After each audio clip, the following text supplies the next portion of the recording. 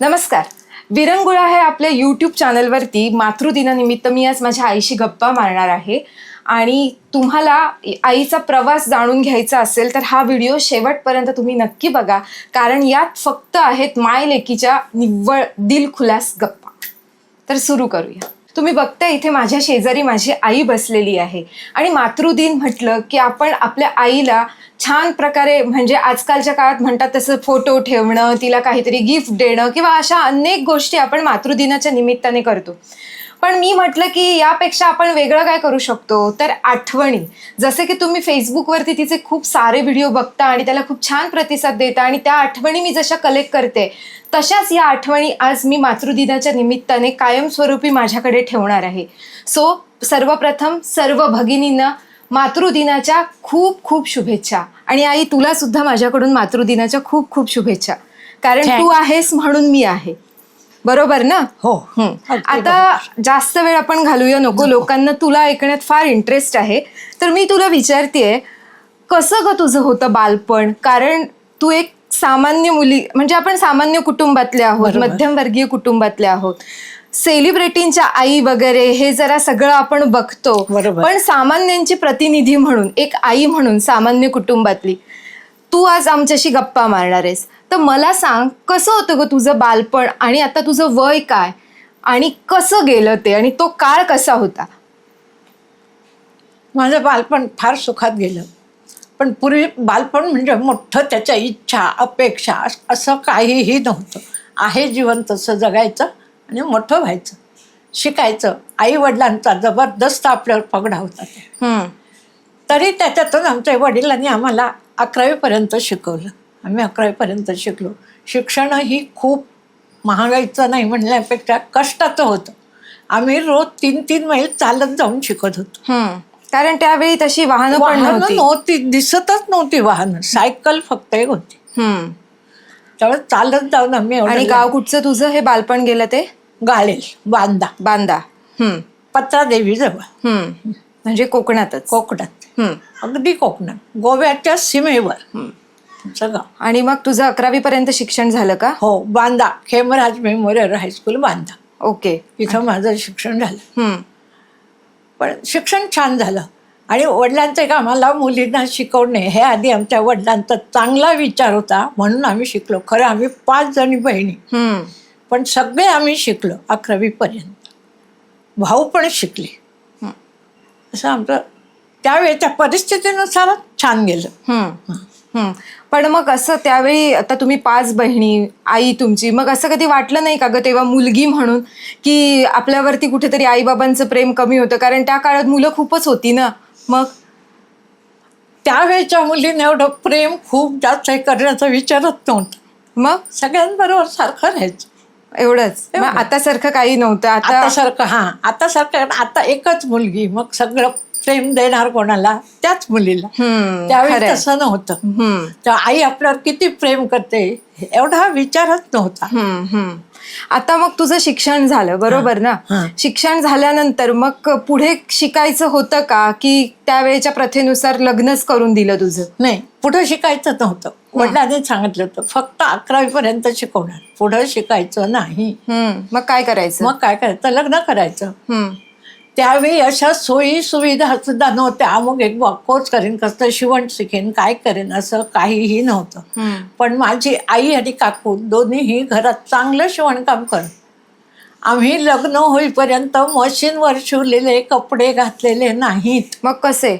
घरी शिवून, हाताने. मी स्वतः ते परकर ब्लाऊज हाताने शिवले. आणि मग पुढे लग्नाचा प्रवास कसा झाला आणि काय झालं? लग्न करायचं आता ठरलं. 5 जणी बहिणी, मोठ्या बहिणीचं लग्न झालं. लगेच तिला वर्ष 2 वर्ष दुसऱ्या बहिणीचं लग्न केलं. तिला 2 वर्ष होतात म्हणजे सर माझं. आमची एक आत्या होती, ती अशी पटकन बोलणारी होती. अरे काय तू केलायस हे? काय मुलींना एकदम देऊन टाकायचं ठरवलंयस का विकायचं ठरवलंयस? असं ती आत्या विचारायची. हे म्हणायचं तसं नाही ग आबा, म्हणायचं तसं नाही, चांगलं स्थळ आलं मुलीला देऊन टाकायचे. आणि खरंच आम्हाला चांगली स्थळं बघून दिली वडिलांनी माझ्या. मोठीचा शिक्षक, दुसरीचा मिलिटरीवाला, माझा नवरा शिक्षक. कसा होता ग तो एक्सपिरियन्स? आताच्या काळात ते जरा बघणं वगैरे फॅशन होती, तुझ्या काळात कसं होतं ते सगळं? अरे बापरे, बघणे ही फार मोठं हे होतं आमच्या काळात. आणि गोड बोले म्हणजे डोक्यात फास्ट होते. 21 प्रश्न मला विचारले. 21 बघण्याच्या कार्यक्रमात हो, काय तुझी परीक्षा होती की काय? 21, 1 आणि 2 नव्हे. आणि काय काय त्यातलं काय लक्षात आहे आता पण प्रश्न? खूप आहे अगं. माझ्याकडून गाणं म्हणून घेतलं. ह्या गोड बोल्यानं गाण्यातलं काहीही समजत नव्हतं, तरी गायनाची आवड आहे का? हा, गायची आवड आहे. आता हे म्हणायला सांगतील कोणाला माहिती. हा, मग म्हटलंस ना तू हो, गाणं? म्हटलं ना. मग म्हटलं आणि मग त्यावर रिमार्क्स काय होते? वा, छान गायलीस. पण संगीताच्या क्लासला नाही घातलं तुला पुढे? वडील होते ते नव्हते का नाही, संगीत? बाबांनी पण नाही घातलं. घरी सुद्धा नाही. आमचं सुशिक्षित घरानं म्हणण्यापुरतं सुशिक्षित आणि मग होतं. लगेच पसंत पडला मुलगा, बघायला आला तिथेच? हो, पडला. मग काय कांदे पोहे होते का टिपिकल? हो, कांदे पोहे होते. कांदे पोहे दिले, चहा पाणी झालं. आणि मग मुलगी पसंत आहे की नाही हे मग सांगायचं असतं. आता सारखं लगेच नाही. पण मग तेव्हा कम्युनिकेशन कसं? किती दिवस जात असतील ना त्याच्यामध्ये? जायचे ना, 8-8 दिवस जायचे. पण हे मे महिन्याचे शेवटचे दिवस होते. शेवटचे. त्यामुळे त्यांनाही लग्नाची घाई होती आणि माझ्या वडिलांनाही होती, पावसाच्या आधी लग्न व्हावं. पण ते थोडेसे आमच्या घराच्या पुढे गेले, पिंपळाचं झाड, तिथंच ह्या सगळ्यांनी ठरवलं मुलगी छान आहे. जरा माझ्या नवऱ्यांचा ते सांगतात ते असं हे काढलं, जरा मुलगी खूप जाड आहे. माझे दुसरे भाऊजी होते, अरे जाड खात्या पित्याची मुलगी जाडीच असणार ना. झालं तिथंच त्यांनी सांगितले नाही, आम्हाला मुलगी पसंत आहे. पण वडील आमचे बाकी काही असले तर मी एवढ्याच सांगणार नाही, घरी जाऊन मुलीला विचारतो नाही सांगतो.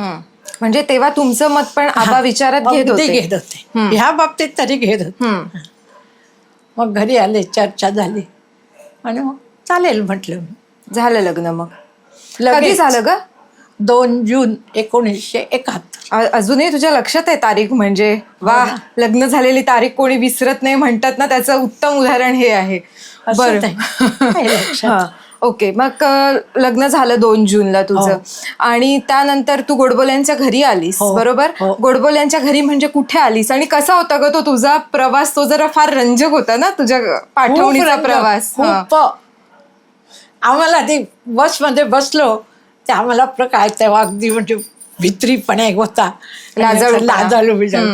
आणि आम्ही सीटवर सगळेजण चढले, आम्ही पण चढलो. मला खिडकीकडची जागा ठेवून हे बसले. मी म्हटलं आता बसायचं की नाही, काय करायचं, अशी उभीच. मग दुसरे भाऊजी होते, बैस आता तिथं बैस, आता बसायचंच आहे कायम. मी बसले. बसल्यावर मी जरा जाडी बिडी होते. लगेच घरी येऊन विनोद केले. अरे काय सांगू, आम्ही एसटीत बसलो, मला वाटतं आता एसटी कलंटी की काय. तसे आपल्या घरात विनोदी पण खूपच आहे, त्यामुळे काही प्रश्नच नाही. मी पण तशीच, कमी नाही. मग एकदा घरी आलो. घरी येताना होडीत बसून घे म्हणून पाऊस. 2 जून. आणि नवी नवरी किती किलोमीटर चालत आली त्या काळी? 4 किलोमीटर जंगलातनं. चढ आणि उतार, तुळशीची पूर्ण घाटी चढून यायची आणि त्यानंतर मग पालीचं दर्शन व्हायचं, बरोबर ना? असा एकदा गोडबोल्यांच्या घरात तुझा प्रवेश झाला. आता मूळ मुद्दा येतो मातृदिनानिमित्त तो मातृत्वाचा, बरोबर की नाही? पूर्वीच्या काळी अशी एक प्रथा होती, लग्न झालं की मूल, बरोबर की नाही? हा, मग तुझ्या आयुष्यात मातृत्वाचा टप्पा कधी आला आणि त्याच्यासाठी तू जी काही मातृत्वाच्या टप्प्यासाठी जी तुझी ओढाताण झाली किंवा एक वाट बघावी लागली तुला, तर त्याबद्दल पण सांग ना जरा. काय होती तेव्हाची स्थिती आणि कशी तू त्याला सामोरी गेलीस? पहिली 5 वर्ष तर होईल. बाकी सगळ्या माझ्या मागून दिराचं लग्न, 2 नंदाची सगळ्यांना मुलं झाली, भावांना झाली, पण मला नाही. पण कधीही ह्याने त्याच्यावर असा माझ्यावर आक्षेप नाही घेतली, तू तशी आहे जसं काय. आमच्या घरानं सुशिक्षित असल्यामुळे लगेच डॉक्टर सुरू झाले. डॉक्टर केले, सावंतवाडीचा डॉक्टर केला. ते म्हणाले तसं काय मोठं नाही आहे, होईल. गोळ्या दिल्या, वर्षभर गेलं तरीही नाही. मग आता काय करायचं? गोव्यात कोण म्हणालं, गोव्यात एक डॉक्टर चांगले आहेत, तेंडुलकर, त्यांच्याकडे चला. तिथं गेलो तर आपल्याला फोटो बिटो काढतात कसं काय, ते एकदम गुप्प काढू. आणि तिथं फोटो काढला नंतर सगळं फोटो म्हणजे एक्सरे? एक्सरे, हां, ओके, एक्सरे काढला. इथला पोटाचा. आणि नंतर आलो बाहेर. आणि त्याच्यात एक इंजेक्शन दिलं होतं मला फुटो काढायच्या आधी. ते इंजेक्शन एवढं हे झालं की म्हापसात टू बांदा 3 तासाचा प्रवास त्यावेळी.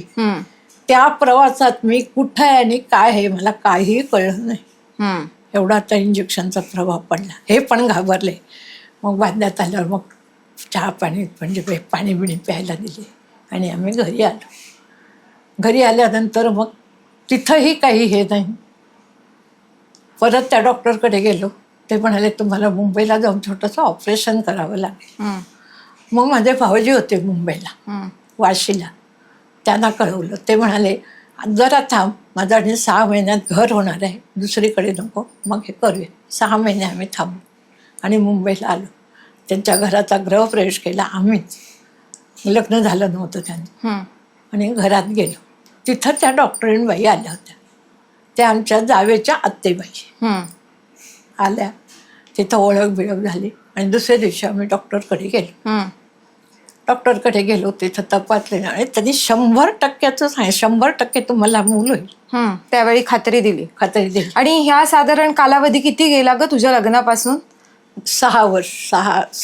7 वर्ष. ओके. आणि पुढे मग तिथे तुम्ही ट्रीटमेंट केली मुंबईला. आणि मग कसं म्हणजे मुंबईतच राहायला होतीस का तू त्या काळी की पहिल्यांदा जी मी गेले लग्नाला म्हणून त्यांच्या नोव्हेंबरमध्ये त्या डॉक्टरीणबाई म्हणाल्या दर दिवशी तापमान ठेवायचं आणि दर 8 दिवसांनी औषधं बदलायची.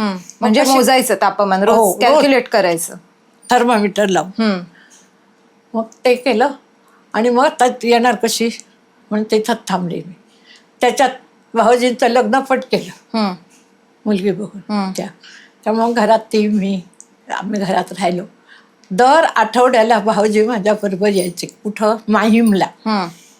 दर आठवड्याला सकाळी जायचं, बाईकडे जायचं, तिथं भेटायचं, तिथं तपासायचं, औषधं द्यायची, घरी यायचं. नोव्हेंबरात गेले ते नोव्हेंबर, डिसेंबर, जानेवारीत मी घरी आले. 4 महिने मुंबई. हो. पण तोपर्यंत तसं काहीही नाही. मग काय वाटायचं ग तुला अशा वेळी? माझ्या जीवाला तसं एवढा आता पैसा खर्च करतायत, सांगतायत खरे डॉक्टर, काय होईल, मी आई होईल का नाही होईल.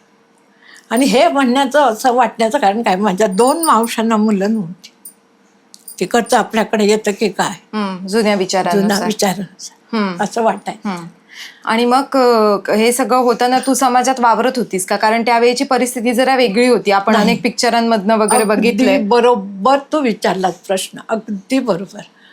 इतकी माझ्या भावाला मुलं झाली, बहिणीला झाली, मी कोणाच्याही बारशाला गेलेली नाही. का बरं?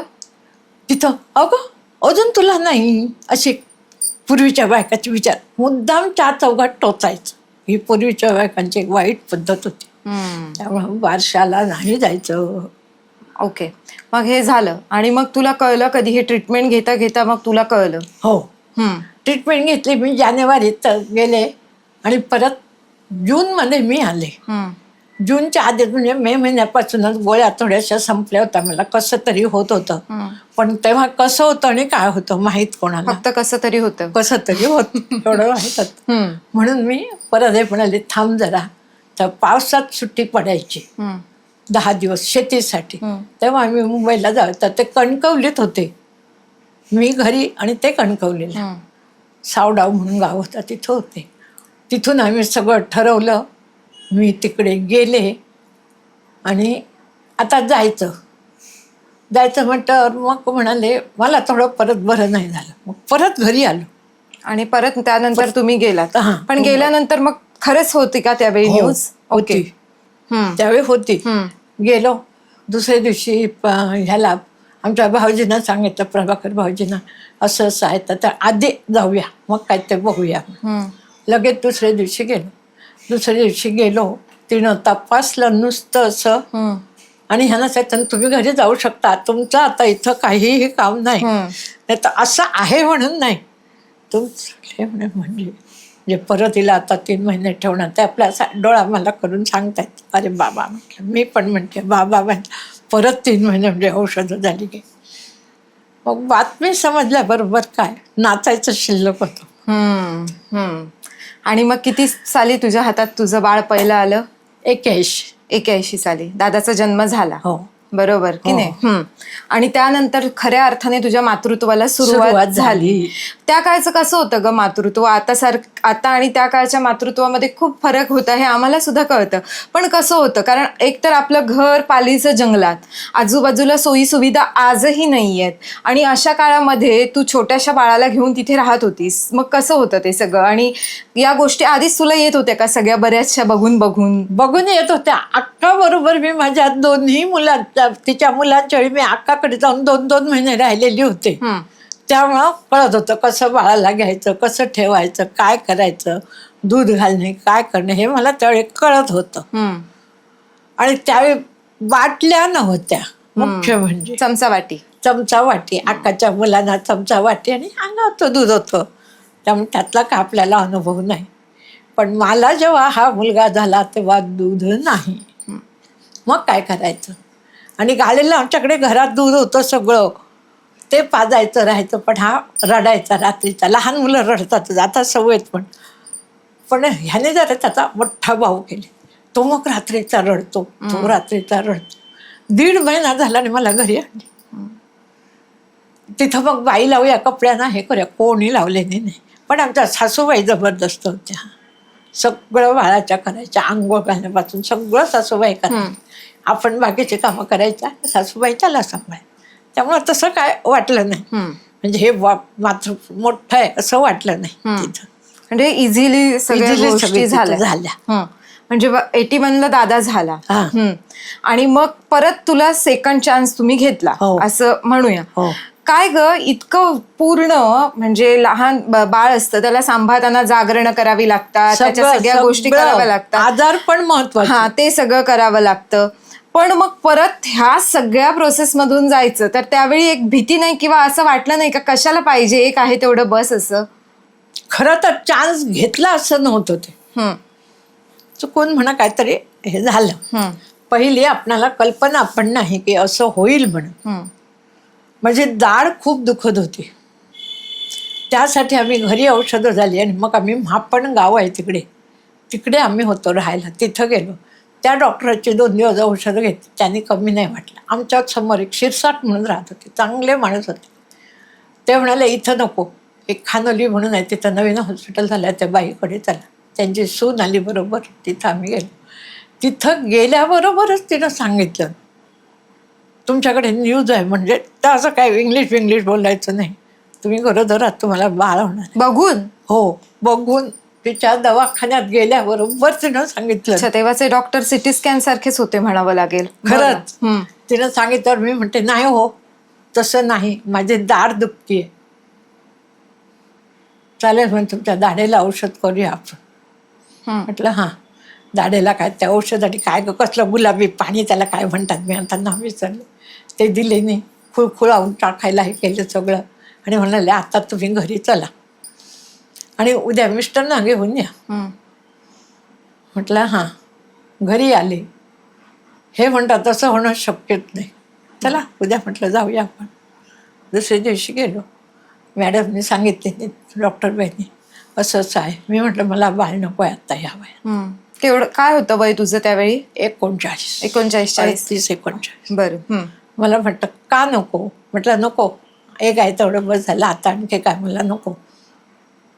काहीही हरकत नाही तुम्हाला बाळ व्हायला, तुम्ही सगळ्या प्रकृतीने सुदृढ आहात, कसलाही तुम्हाला त्रास नाही, कसला आजार नाही, काय नाही, का बाळ नको? मुद्दाम असं नाही करायचं. बरं बा चला नाही करायचं, यांचंही मत पडलं नको म्हणून, नाही हरकत. मग पुढं दिवस गेले, मस्त चांगलं झालं आणि आपण आलो. मुलगी झाली. आनंद खूप झाला. म्हणजे खरीच तुझ्या आयुष्यात क्रांती झाली म्हणायला हरकत नाही. मुलगा पण झाला, न मागता मुलगी पण झाली. छान झालं ना? तुला छान वाटलं. पण आता मी आई म्हणून जरा खोचक पद्धतीने विचारते, काय ग वाटतं त्यावेळेचं तुझं ते मातृत्व, म्हणजे 2-2 मुलांना जन्म देणं, आणि आजकालच्या आम्ही आया जे तू बघतीयस, काय फरक वाटतो ग त्याच्यामध्ये? खूप फरक वाटतो. त्यावेळी आम्ही मातृत्व म्हणजे आम्ही घरातच राहणारे होतो, पण घरातली कामं पण असायची ना. असली तरी सासूबाई थोड्याशा सांभाळायच्या, काय करायचं. आणि आता सारखी मुलं त्यावेळेची नव्हती. मुलंच नव्हती आता सारखी नव्हती. तुम्हाला तिथं असं ठेवलं ना, खेळणी सुद्धा आता सारखी नव्हती, तरी आमची मुलं घरभर खेळायची. तसा आईला त्रास द्यायचा नाही. रडलं विडलं तर काहीतरी खायला दिलं, काय दिलं. आताची खेळणी सुद्धा तशी नाही, तरी पण छान मस्त. घरात मुलं आपलं खेळत आहे, आपण काम करतो, छान वाटायचं मस्त. पण मग स्वतःसाठीचा वेळ कसा मिळायचा? मिळायचं तेवढं. आता सारखं स्वतःला वेळ वाचलं नव्हतंच. मग सगळ्या मुलांभोवतीच आयुष्य. आता आम्हाला जसा आमचा मी टाइम लागतो किंवा आम्हाला थोडी स्पेस लागते, तसं तुला कधी वाटलं नाही का? कधीच नाही. स्पेस करून काय करायचं होतं आम्हाला? तुमच्या डोक्यात आता हजार विचार, आमच्या डोक्यात विचारत नव्हते. असं कसं? खायचं, जेवायचं, मुलांना सांभाळायचं, मजेत राहायचं. पण मजेत राहताना तुला असं कधी वाटलं नाही का, तू एवढी, तुझं डोकं फार छान आहे, बाबा पण तुला कायम म्हणायचे की हुशार आहे ही बोलण्याच्या बाबतीत वगैरे, पण SSCF नावाची तुझ्याकडे डिग्री होती, मग त्या डिग्री नंतर मूल होईपर्यंत तुला असं वाटलं नाही का की आपण पुढे काहीतरी शिकावं, काहीतरी करावं? असं त्या सोयीच नव्हत्या गोष्टी, लांब जाऊन कुठं शिकणं. हो, पण मग बाबा शिक्षक होते, पूर्ण शिक्षकी घराणं होतं, तरी पण तुला शिकवलं नाही का? सगळे हे जे आमच्या घरातले शिक्षक मंडळ ते सगळे खेड्यात, गाडी सुद्धा जात नव्हती. 8-8, 9-9 महिने चालत जात होतो आम्ही. अशा गावाने आम्ही राहिलो. बदली होत होती सारखी. हो, शिक्षक पण म्हणून. तिथे काय होतं, जिथं पहिली राहिलो तिथं मग बाबांनी पोस्ट घेतली नाही, त्यामुळे पोस्टाचं काम थोडंसं. त्यानंतर मला शिवण येत होतं. 5वी, 6वी, 7वी 3 वर्ष शिकलेली मी. तिथं मला मशीन घेतली बाबांनी. हो, म्हणजे असं सरप्राईज दिला. आताच्या भाषेत म्हणायचं तर सरप्राईज दिला त्यावेळी. ओके. मग ती मशीन आणली. मग ती पहिल्यांदा मला चालवता येत होती, पण ती त्याचा गड काय ते बिघडलं होतं, ते कोणाकडून दुरुस्त करून आणले नाही. तर आताच्या सारख्या फॅशने नव्हत्या ग. ब्लाऊज म्हणजे ब्लाऊज, युनिफॉर्म म्हणजे आता असाच हवा तसाच हवा, असलं काही नाही. शर्टाला शर्ट, पॅन्टला पॅन्ट. म्हणजे तू सगळं शिलाई काम त्यावेळी करत होतीस? म्हणजे दादा होईपर्यंत तू हो, शिलाई काम, सगळं. पोस्ट सांभाळणे या गोष्टी केल्या? सगळं केलं. आणि मग दादा झाल्यानंतर मग परत तुम्ही म्हणजे बदली वगैरे होतच होती, मग तिथे पण ह्या सगळे तुझे छंद जोपासलेस की नाही? नाही, मग नाही जोपासले गेले. मग घरचे कामं असायचे. मग मी घरी राहायचीच नाही ह्यांच्या बरोबर. अच्छा, मग बिराड राहिली? नाही, राहायचं पावसात. जानेवारी लागला की घरी. काजू होत्या, काजू भिरंड, काजू भिरंड, त्याच्यासाठी घरी. मग घरी असले तरी सुद्धा काय सासूबाई होत्या, त्यांच्याकडे ठेवायचं आणि काजीत जायचं. सासूबाई सांभाळायच्या. तोही शांत होता, मस्तीखोर तू होतीस. तो शांत होता, त्याचा कसलाच त्रास नव्हता. म्हणून तुझ्या वेळी सुद्धा त्यांच्याकडे राहून मी माहेरी राहिले. असतात अशी काही मुलं मस्तीखोर असतात. तू मात्र नाही, तू भयंकर मस्ती. तेच मीच सांगते. बरं, मला सांग, असं कधी तुझ्या मुलांनी केलं का गं की तुला आता, अरे काय मी ह्यांना असं आता कशाला जन्म दिला, किंवा काय मी करू या मुलांचं, असे कधी प्रसंग तुझ्या आयुष्यात आले का? किंवा असा जो एक ताण येतो मानसिक किंवा राग येतो, असं कधी झालं का तुझ्या बाबतीत? कधीच नाही. म्हणजे तुला आम्ही त्रासच नाही दिला? दिलास तू त्रास, नाही असं नाही. तो माझा शांतच होता, पण तू त्रास दिलास. पण ती घरं मोठी होती, देईना त्रास. चल तिकडे, खाड्यात ढकलून दिले का खेळते तिकडे. घरात प्रश्नच येतो. आता कशी घरं लहान झाली, अपेक्षा वाढल्या, मुलांचे लाड करण्याचे प्रकार बदलले. तुम्ही लाड करत नव्हतात म्हणजे? सुशिक्षित आया झाल्या. तेच म्हणजे तुम्ही लाड करत नव्हतात? करत होतो, पण खाण्यापिण्याचे आता काय. आता तू संवेदना म्हटलं मला अशी ट्रेन हवी, काल की दुसऱ्या दिवशी ट्रेन, असं नव्हतं. बरं, बोलू आपण ह्यावर. पण मग असं कधीच तुला वाटलं नाही का की अरे बापरे, हा काय ऐकत नाहीत आपली मुलं किंवा त्रास देत नाही, असं कधीच प्रसंग आले नाही तुझ्या आयुष्यात? ऐकत नाही असे नाही आले, ते थोडेसे आपले कधीतरी.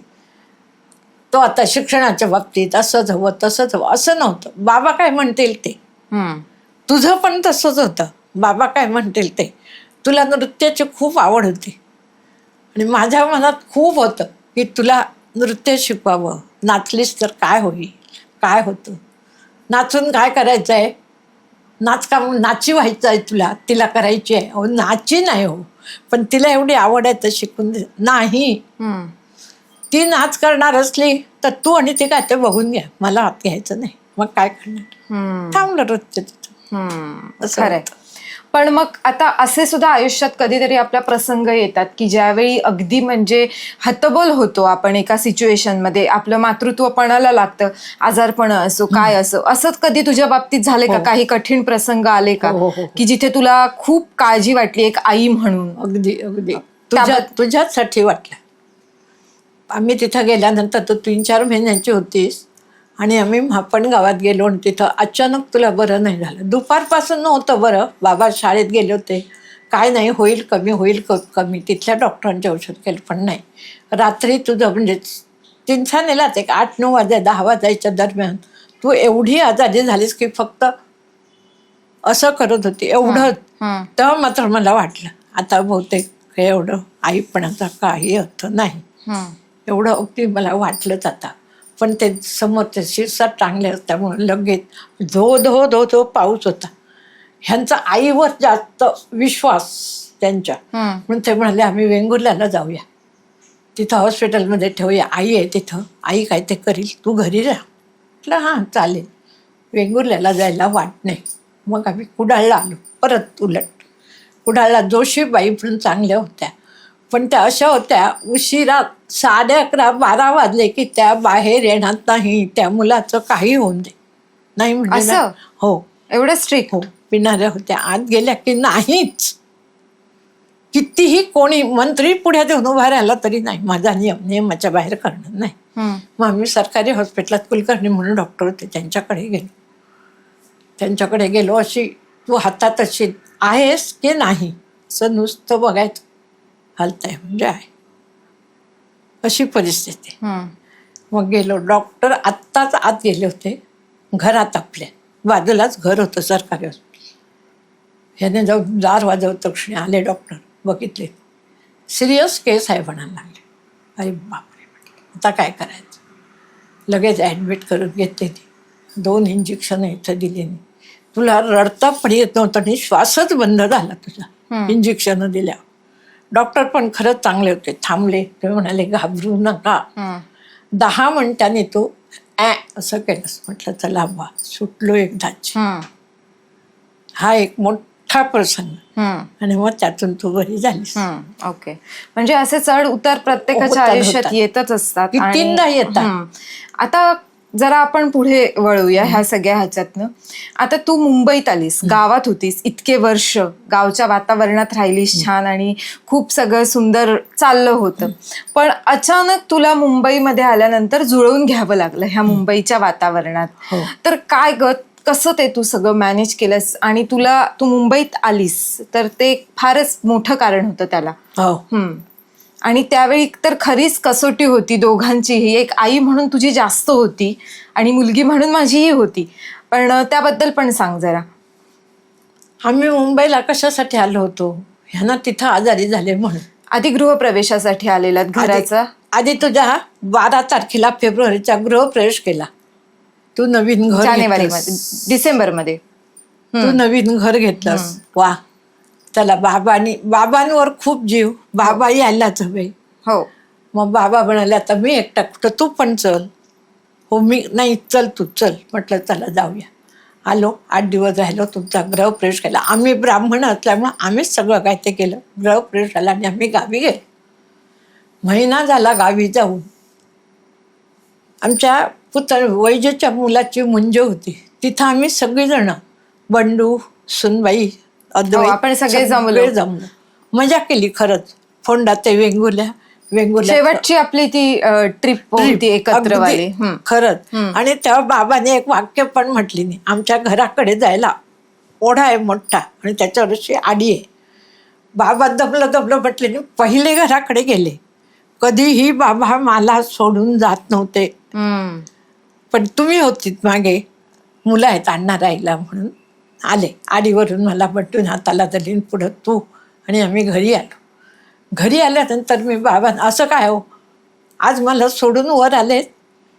आता माझी जबाबदारी नाही, आता मुलांची जबाबदारी. असं नकळतपणेच बोलले. म्हटलं मुलं काय दरवेळी येणार काय? मुलं राहिलं तरी क्रांती आहे ना, असं म्हणायला. म्हटलं बरं चला, तो विषय तिथंच संपला. 1 महिना गेल्यावर अचानक यांचा हात दुखायला लागला, डावा एवढा दुखायला लागला, एवढा. आणि रविवार, एकही डॉक्टर नाही. नाही. आणि तसे अजूनही आपल्या गावात डॉक्टरांचा हेच आहे की आता नाही काय अवेलेबल करायचं, आता काय करायचं. पण ते डॉक्टरकडे राहिलेले होते पूर्वी, तिथं राहिलेले असल्यामुळे त्यांना माहीत होतं. त्यांनी काय ते उपचार केले नाही, काय केले नाही. पण त्यांना माहीत होतं दुसऱ्या दिवशी डॉक्टरकडे गेल्यावर डॉक्टर ऍडमिटच करतो. हो, तयारीनिशी गेले होते ते एकदम तयारी, म्हणजे सगळं. हो, पासून हो. सगळं घेऊन ते डॉक्टरकडे गेले. डॉक्टरकडे जाणार कोण, माझे पाय. बरोबर. पण पुतण्याला विचारलं. तिथे डॉक्टरकडे गेले, त्याच्यानंतर पुढची सगळी प्रोसेस हो. झाली, टेस्ट झाल्या आणि शेवटी जे व्हायचं नव्हतं ते झालं झालं. की 16 मार्चला त्यांच्या वाढदिवसा दिवशीच त्यांचा कॅन्सर डिटेक्ट झाला. आणि त्यानंतर आपण एका मोठ्या दिव्यातनं गेलो आणि ती सगळी प्रोसेस, त्यावेळी खरं तर मला खूप वाईट वाटत होतं की मी कशी सावरणार ह्या सगळ्या प्रसंगातून. आणि पण त्यावेळी तू होतीस माझ्यासोबत आणि तू जो धीर दिलास त्यामुळे आजपर्यंत आपण हा इतका प्रवास खूप छान केलाय. बरोबर ना? बरोबर आहे. खरं तर ते आम्हाला मुंबईचं काय कळतही नव्हतं. आणि त्यांना कॅन्सर झाला हे मला तुम्ही पहिलं सांगितलं पण नाही. हो. कळलं. हो. अरे बापरे म्हटलं. पण त्याच्या आधी मीच आजारी पडले. ते तो होतं पण एक मोठं हे टेन्शनमुळे होतं ते आणि ते झालं. पण मग ह्या सगळ्या परिस्थितीतून आपण जी परिस्थिती फेस केली आणि ह्याच्यातून तुला मुंबईला इथे राहणं खूप अडचणीचं वाटलं का ग? नाही, अडचणीचं नाही, अजिबात नाही वाटलं. कारण काय माहित आहे, कुठं तरी राहायला हे हवंच होतं, त्याच्याकडे नाही तर तुझ्याकडे. पण तू आणि मी जास्त हे एकत्र राहिल्यामुळं तो 12वी झाला आणि बाहेरच ना. तुझं तसं नाही झालं. त्यामुळे एकत्र राहिल्यामुळं. आणि मुंबईत आधी भाषेचा प्रश्न नाही. दुसरा माझा भाऊजी म्हणा, वाशीचे सगळी इथं. त्यामुळं मला असं वाटलं मुंबईतच राहिलेलं चांगलं. मला तुम्ही हे झाल्यानंतर सगळं विधी आटोपल्यानंतर विचारलं रात्री, आई तू कुठं राहणार, दादाकडे राहणार म्हणजे माझ्याकडे राहणार का क्रांतीकडे राहणार. त्याच्याकडे पायऱ्या चढायच्या होत्या 20. तेवढ्या पायऱ्या चढून जाणं शक्य नव्हतं. मग आता काय, क्रांतीकडे लिफ्ट होती, मग क्रांतीकडे जाऊया म्हणून क्रांतीकडे मी राहिले तुझ्याकडे. पण तुझ्याकडे राहिले म्हणून मला दुसरीकडे राहिलं असं कधीच वाटलं नाही. कारण तुझ्या घरात मला सगळंच स्वातंत्र्य होतं. आणि मुख्य म्हणजे जावईही स्वातंत्र्य देणारा होता. तो भाऊ सासूती असं तो कधीच नाही वागला, कधीच नाही. पहिलाच अगदी अनुभव म्हणजे मला गुडघा माझा दुखायला लागला. त्याने आधी मला एक ट्यूब आणून दिली होती. ती ट्यूब दुसरीकडेच राहिली. दुपारी 2 वाजता उठून गेले बेडरूममध्ये. राम म्हटलं उठ बाबा लवकर, माझा पाय खूप दुखतोय, मला सहन होत नाहीये. त्याने स्वतः जाऊन ट्यूब आणून मला दिली आणि लावू का विचारलं. हेच मोठं. अगं पण ठीक आहे ना, असं तर करणं नाही. साहजिकच आहे. मग नाही. म्हणजे तिथे पण तुला एक प्रकारे धीर आला की आपण करू शकतो. आता जरा आपण मातृदिनाकडे वळूया. बरोबर, हे सगळे टप्पे आले, सगळं हे झालं. काय माता झालीस. हो, मी माता झाले. आता मला सांग, आजची आई जी तू बघतीयस ती आणि पूर्वीच्या आया, काय फरक मोठा जाणवतो? हे बरोबर आहे. पूर्वीच्या आया होत्या की नाही, त्या मुलातच दंग असायच्या. आणि काय आम्हाला आपल्या काय म्हणायचं, त्या फॅशनी खूप नव्हत्या. वर्षाचे काय ते 4 साड्या बिड्या काय त्या नाही, आज हे हवं ते हवं असं नव्हतं. आणि आता चायांचं काय असतं, फॅशन. आणि मुलांचं पण नव्हतं. मुलांचं सुद्धा हेच हवं तेच हवं. आता तुझा तो एवढाच मुलगा आहे, पण आम्ही उद्या विमानानं जाऊया सांगतोच ना मुलगा तुझा. हो, वंदे भारतने जाऊया. मला वंदे भारत म्हणजे काय ते कळत पण नाही. ट्रेन आहे ते तुझ्या ट्रेन इतकं कळत. आणि आता तर नोकऱ्या कशासाठी करतात आताच्या. आम्ही म्हणतो बाया नोकरी करतात, करायलाच हवी. मुलांच्या एवढ्या मागण्या वाढल्या आहेत की स्त्रीनं नोकरी केल्याशिवाय ती मुलाच्या भागवूच शकत नाही. सामान्य आता मोठ्या लोकांची गोष्ट नाही आहे.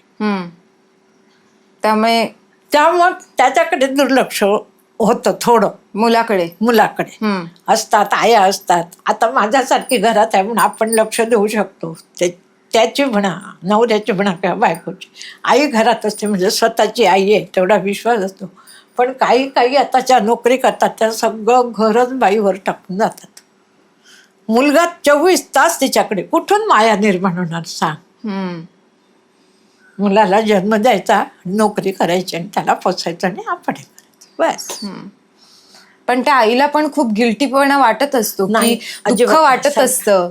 सगळ्याच आयांना नाही वाटत, मी बघितलंय. असं कसं म्हणतेस तू? आई आई असते ग. असतेच, मी नाही. अगं आमच्या काळी सुद्धा ते तुमचं नोकरी करायचं, आमच्या काळी सुद्धा अशा खूप प्रेम करणाऱ्या आया होत्या. रोजच्या इतकं आमच्या स्वतः जाऊबाई होत्या घरात. मुलांना काही जेवायला घातलं, खायला घातलं की झालं बस. आणि आजकाल सगळ्यांना मोबाईलचं वेड लागलेलं आहे. हो. बरोबर. अगदी म्हातारी माणसं, तुमच्या वयाची माणसं हो. पण मोबाईल बघतात, मी आमच्या पण. वयाची पण बघतात. बरोबर ना. याच्यामध्ये कुठेतरी आया सुद्धा जास्त ऍडिक्ट होत चालल्यात का ग मोबाईलमध्ये, असं वाटतं का तुला? अगदी बरोबर प्रश्न विचारलास. तुमच्या ऑफिसचा असेल तो मोबाईल, त्याची कामं असतील, घराकडे कामं असतील, पण त्यामुळं काय होतं माहिती का, ॲडिक्ट होत चालले आहेत आणि ते ऑफिसचं काम करून त्या कंटाळतात. त्यामुळं घरी येऊन इतर काहीतरी, त्यामुळं ते जास्त ॲडिक्ट होत चालले आहेत. बरं. मेंदूला शांतता म्हणून. बरोबर आहे. आता मला एक गोष्ट सांग. आता सध्या तू फेसबुकवरती फार फेमस झाली आहेस, बरोबर की नाही? तुझ्यामुळे लोक सगळेजण वा काय आजी सांगते किंवा काय वगैरे, किंवा मुलगी आईला किती त्रास देते, किती वाद घालते आईशी, अशा पण कमेंट्स असतात ज्या मी तुला वाचून दाखवते. रिअल मध्ये असं काही नाहीये, हे मी सगळ्यांना आत्ताच सांगते. पण हे सगळ्या अशा कमेंट्स येतात, बरोबर ग? काय वाटतं ग तुला, तू इतकी व्हायरल झालेली बघून वगैरे? मस्त वाटतं, छान. मला तर सगळं साधं न बोलता येणारी बाई मी यूट्यूबवर आणि फेसबुकवर सगळ्यावर दिसते. काय तुला सांगतात का तुझे कोणी घरचे वगैरे, कधी फोन केले तर वगैरे, माहेरची मंडळी, आम्ही तुझे व्हिडिओज बघतो, हे करतो, सांगतात का? येतात का तुला फोन? जे माहितीतले आहेत. रत्नागिरीला माझा एक भाऊ आहे, चुलत भाऊ आहे. मी 4थीत काढायला त्या शिकवलेलं भावात मला. त्याचा परवा फोन आला होता. तो म्हणतो, काय तुझे व्हिडिओ, काय बोलतेस तू, थोडे दिवसांनी पिक्चरमध्ये सुद्धा काम करशील. मुलगी पण तुझी खूप हुशार ग, प्रश्न उत्तर तुमची बघून खूप बरं वाटतं, खूप. भाऊ. पण तुला माहिती असतं का ग मी तुझे व्हिडिओ शूट करते ते? नाही. मग कधी कळतं तुला मी हा तुझा व्हिडिओ पोस्ट केलाय हे? तू सांगितलंस तर कधी, नाहीतर कधी बघितलं तर कळतं. अरे बापरेशी, काय मी तिथं बोलते आणि काय. मग मी तुला म्हणायचे की नाही, सरप्राईज असतं ते तुझ्यासाठी. मग मी तुला म्हणायचे, अगं क्रांती मला सांगून कर. तर सांगून करण्यात काय अर्थ आहे? मग तो अशी बोलणार, मस्त असं बोलतेस ते खरं बोल. खरं बोलतेस, अगदी बरोबर आहे. आता तुझ्या कुकिंग आवडकडे आपण वळूया. हा, काय ग, इतक्या वर्षात तू किती चपात्या लाटल्या असशील आणि काय काय कुकिंग मध्ये तू केलंस ग? खूप काय काय केलं. मला खरी स्वयंपाकाची खूप आवड होती. कारण आई म्हटलं की आईच्या हातचे पदार्थ पण आले, बरोबर की नाही? आणि मला तुझ्या हातचं तर सत्वाच्या वड्या, खरवस, त्याच्यानंतर आपल्याकडचा काजूचा मोहला करतात तो, आणि अशा अनेक गोष्टी आवडतात. पण तुला कुकिंगची आवड लहानपणापासूनच होती असं तू बरेचदा सांगितलंयस. ह्याचं कारण काय माहिती आहे, आम्ही माहेरी माझ्या सवळं खूप होतं, खूप म्हणजे खूप. म्हणजे काकू होती माझ्या घरात, तिचा लवकरच काका माझे गेले. पण तेव्हा काकूच्या हातचं काहीही नैवेद्याला चालत नव्हतं. म्हणून त्यावेळेस सवळं. ओके. संध्याकाळचं जेवण काकूनं केलं तर चालत होतं, पण दुपारच्या जेवणात काकू अजिबात चालत, कारण तुझ्या माहेरी सवळं जरा भयंकर होतं. मग त्यावेळी आईच्या हाताखाली कोण, अक्का आमची जरा बारीक होती, अशक्त म्हणून, ती नाही. त्याच्या मागची बहीण आमच्याकडे नव्हती, आमच्या सख्खी आजी तिला घेऊन गेली आपल्याकडे म्हणून ती नाही. माझ्या मागची बहीण होती, आळशी होती. मग कामी कोण, तुम्ही. मग आई म्हणायची, चल अमुक करायला चल, तमुक करायला चल, वडे करूया, आज कोशिंबीर एवढी कर. आणि शाळेत जायचं असायचं. आईला मदत करून शाळेत जायचं. सकाळी लवकर उठायचं. सवळं म्हणजे तुला आता मी कापड करून सांगत नाही, परकर आणि ब्लाऊज असं वर सुकत घातलेला असायचा, तो येऊन ओलायला राहून तो घालायचा आणि स्वयंपाकाला लागायचा. एवढं कडक होतं ना. हो. मला म्हणजे आठवतं मामाकडे आम्ही जायचो तेव्हा सुद्धा आजी आम्हाला नेहमी बाहेर आपण तिथे खाली उतरून गेलो की आधी ते पाय धुवा आणि मागच्या बाजूने घरात या म्हणून सांगायची. हे आठवतं. त्यामुळे तुमच्याकडच्या सवळ्याबद्दल न बोललेलंच बरं. आणि तिथून तुला जी कुकिंगची आवड जडली ती जडली आणि कौतुक व्हायला लागलं घरात. आणि आपल्याकडे पण सगळे खवय्येच ना. सगळे. बाबा तर तुझे भारी खवय्ये. आणि कोचीस काढणं तर एक नंबर. एक नंबर. बरोबर ना. त्यामुळे पदार्थ तसाच तसा झाला पाहिजे. मी आता अगदी थोडक्यात सांगायचं म्हणजे माझ्या कुकिंगचं सांगते, अगदी थोडक्यात सांगते. आम्ही जिथं कोमरल म्हणून गावात पहिल्यांदा मी लग्न होऊन गेलोय तेव्हाची माणसंही सगळी प्रेमळ, सगळी इतर जातीची माणसं. आम्ही एक ब्राह्मण आणि एक ब्राह्मणाचं घर. जे काय करायचं ते सगळं आणून आम्हाला द्यायचं. कणगी, कराते, भात, नात सगळं द्यायचं. ते सगळं दिल्यानंतर आपण त्याला काय द्यायचं? काय द्यायचीस तू? काय करून द्यायचं? काय करून? खोबऱ्याच्या वड्या. त्या वड्या होत्या. त्याच्याशिवाय त्या लोकांना पुरणपोळी येत नव्हती करता. अजिबात नाही. मग मी साधारण महिना 2 महिने गेले की जवळजवळ 60-70 पुरणपोळ्या करायची मी एकटी, सकाळपासून संध्याकाळपर्यंत. आणि सगळ्यांच्या घरात द्यायची. खरंय, माहितीये. हे आम्ही सुद्धा गावी बघितलेलं आहे. वेंगुर्ल्यात सुद्धा तू काही वेळा पदार्थ ऑर्डर वगैरे करून दिलेल्या पण आम्ही बघितलेल्या आहेत. सो त्यामुळे कुकिंग वेळ आणि तुझं कुकिंगचं वेळ आपण इकडे मुंबईत सुद्धा खूप छान जपलं. तुला आठवत असेल तर लॉकडाऊन मध्ये सगळे कोकणी पदार्थ इकडच्या लोकांना खाऊ घातले आणि आपण एक छान दोघींनी मायलेकीनी मिळून आपण तो एक छोटासा उद्योग त्यावेळी आपण केला होता. असे कधी काही प्रसंग येतात की मुलं आपल्या मनाविरुद्ध वागतात, त्यावेळी असं कुठेतरी वाटतं का की आपण आई म्हणून कमी पडलोय?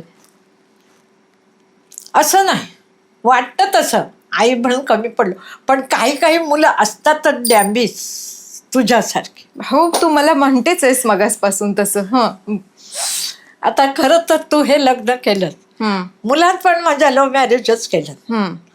खरंच खूप इच्छा असते ग आई वडिलांना आपण असं बसावं, जोडीनं हे करावं, मुलाचं लग्न. सगळं केलं की तुम्ही हे केलं ग. पण लव्ह मॅरेज मध्ये सुद्धा असं करतात असं एवढं हे नव्हतं. पण त्याच्याही तिकडून झालं. तुझ्या घरात आम्हीच हे असल्यामुळं आम्ही तुझंही लग्न अगदी सगळं व्यवस्थित करून दिलं. पण मग असं वाटलं का कधी की असं का आपल्या मुलांनी केलं किंवा वाईट वाटलं? वाटलं. एवढं समजावलं स्वतःच्या मनाला त्यावेळी? तर काय करणार, झालं खरं. आणि एक समजा आम्ही तुला नको म्हटलं, माझं मत स्वतःचं. बाबा तर तुझे दादा काही चालत होतं, बाबांचं तसं नाही नव्हतं. बाबाने मला 4-4 वेळा विचारले, तू क्रांतीला अडवू शकशील का? नाही बाबा, अडवायचं नाही. तिचं तिला करून दे, तिचं ते सांभाळ. मला वाटलं तर तिच्याकडे जाईल, नाहीतर नाही जाईल. पण देवाने बरोबर ऐकून तुझ्याकडेच मला ठेवली. हे आहे. पण त्यामुळे काही असं वाईट नक्कीच झालं नाही. ठीक, वाईट नाही झालं. चढ उतार आयुष्यात हे तर सगळ्यांच्याच असतात. कारण काय माहित आहे का, जावई पण तुझ्याच वयाचा असल्यामुळे मुलंच होती तुम्ही. आणि त्याच्या घरी जाऊन काय त्याचं बुवा कोणी येऊन इथं राहिलं असं नव्हतं. मी काय सांगितले अजूनही तुझीच सत्ता चालते इथे. बरोबर आहे की नाही? आई म्हणेल ती पूर्व दिशा असते. कारण म्हाताऱ्या माणसांना दुखवू नये ना, त्यामुळे आम्ही दुखवत नाही तुला फारसं.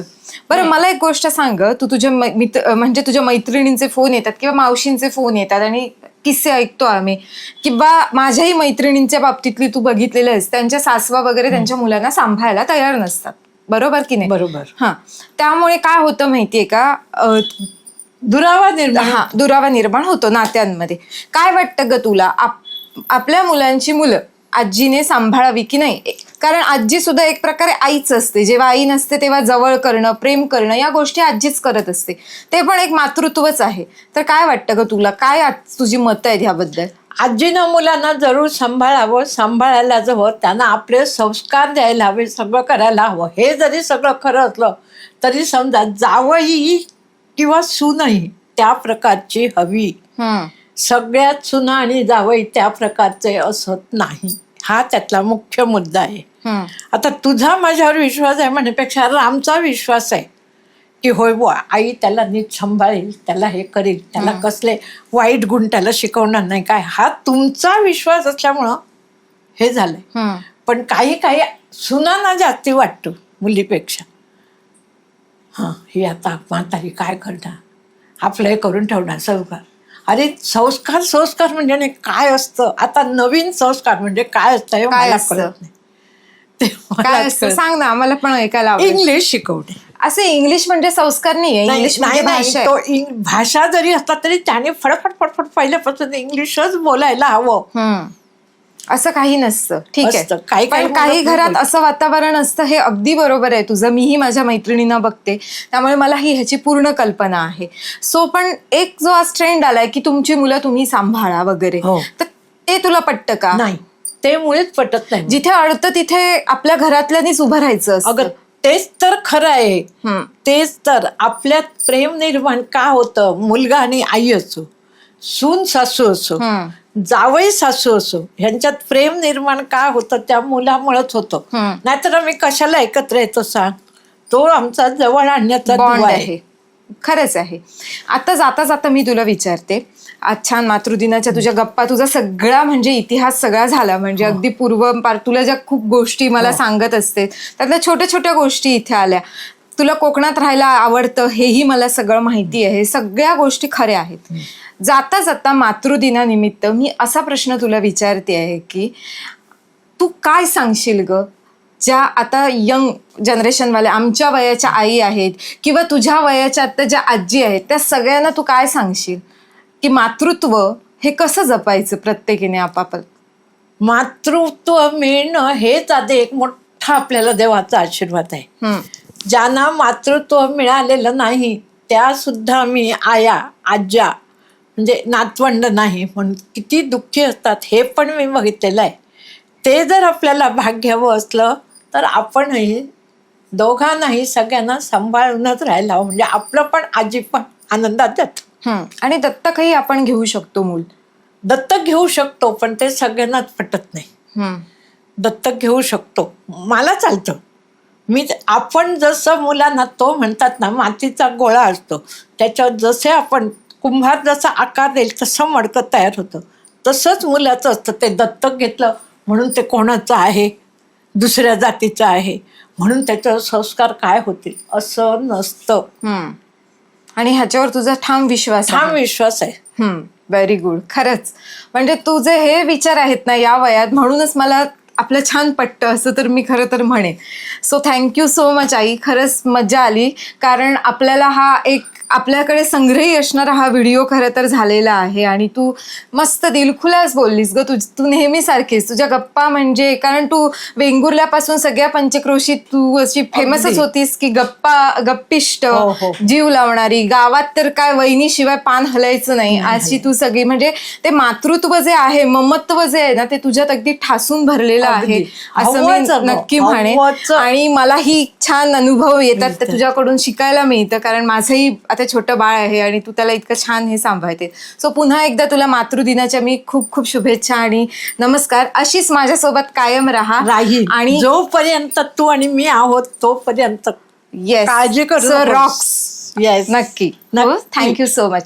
So you. तुम्हाला हा व्हिडिओ कसा वाटला हे आम्हाला कमेंट करून जरूर कळवा. हा तर एका सामान्य आईचा प्रवास होता, जो अगदी फार 71 सालापासूनच्या ज्या गोष्टी, त्याच्या आधीचं तिचं बालपण आणि ह्या सगळ्या गोष्टी कुठेतरी मेमोरीज करता याव्यात क्रिएट, या उद्देशाने तो केलेला आणि आईशी संवाद साधलेला. आई मला खूपदा पॉडकास्ट घेताना बघत होती, तेव्हा आईचं असं म्हणणं होतं की तू हे कसं करतेस, काय करतेस. तर म्हटलं की तिला मातृदिनानिमित्त हेच आपण छोटंसं गिफ्ट देऊया. सो ती पण रेडी झाली आणि खूप मजा आली. So thank you so much.